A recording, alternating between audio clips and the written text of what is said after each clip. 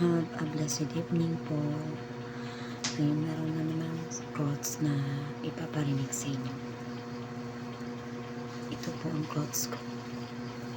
Hindi nasusukat ang pag-ibig sa haba ng panahon, kundi sa katapatan at pangako. Totoo naman po yan.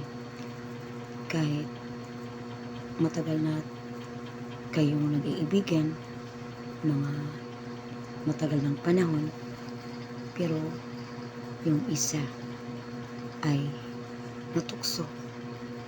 So, hindi siya nagiging tapat. Kung kahit pa maraming taon ang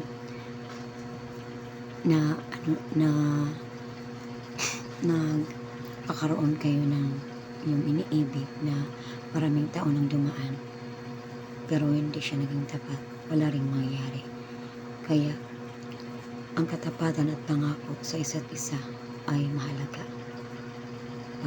para hindi magkahiwalay ang mga taong nang-iibigan sa isa't isa. Tama po ba?